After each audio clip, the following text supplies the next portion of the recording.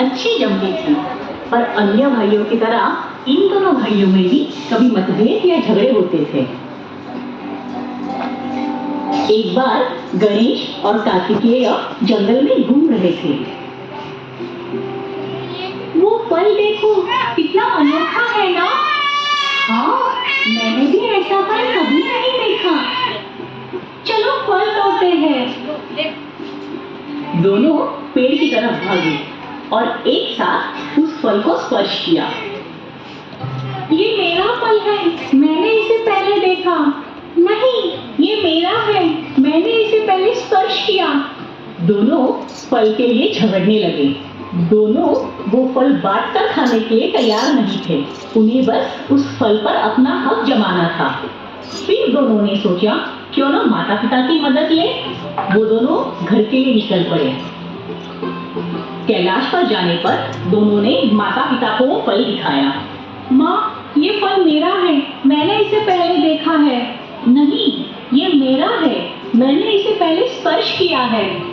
फल देखकर भगवान शंकर ने कहा, अगर इस फल का असली हकदार इसका ग्रहण करे तो उसे अमरत्व तथा अतुलनीय बुद्धि प्राप्त होगी।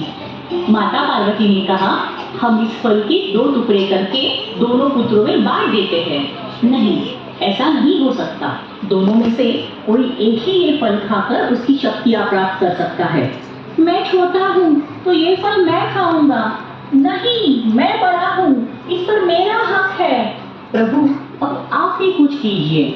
मुझे लगता है हम नारद मुनि को बुलाएंगे, उनके पास इस बात का हल जरूर होगा। भगवान शंकर ने नारद मुनि को आवाज दी। पलक झपकते ही नारद मुनि हाजिर हुए। नारायण नारायण। प्रभु, आपने मुझे कैसे याद किया? देवी पार्वती ने उन्हें फल की सारी कहानी सुनाई। नारायण नारायण। मैं इन दोनों के सामने एक चुनौती रखता हूँ, जो जीतेगा वही इस फल का हकदार होगा।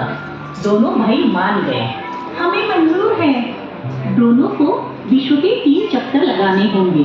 जो 3 चक्कर लगाकर प्रथम कैलाश पर्वत पर हाजिर होगा, उसे विजयी घोषित करके फल दिया जाएगा।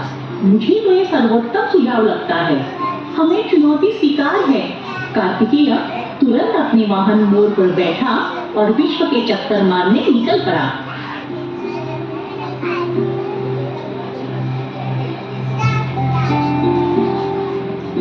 और यहाँ बाल गणेश कुछ सोचने लगा।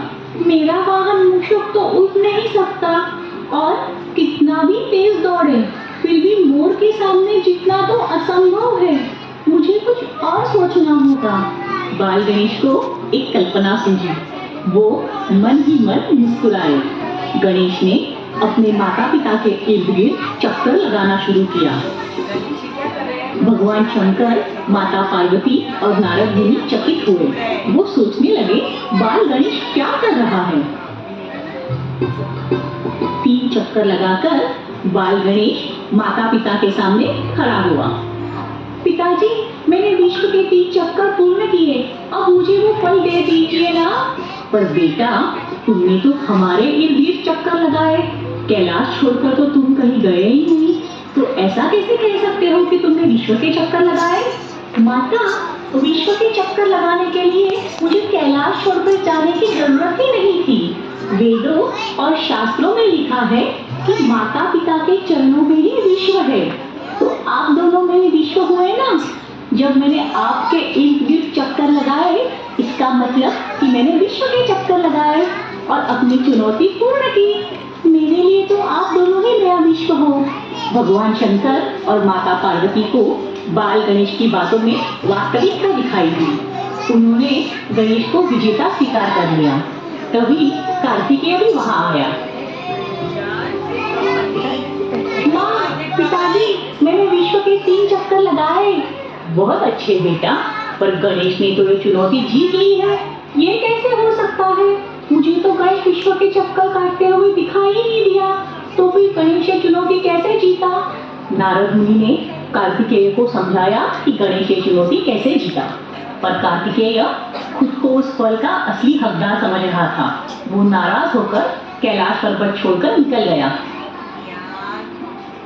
भगवान शंकर ने कहा, गणेश तुम जीत गए, ये लो तुम्हारा फल। भगवान शंकर, माता पार्वती और नारद मुनि को बाल गणेश की बुद्धिमत्ता देखकर आश्चर्य हुआ। माता पिता का आशीर्वाद लेकर गणेश ने वो फल खुशी से खाया।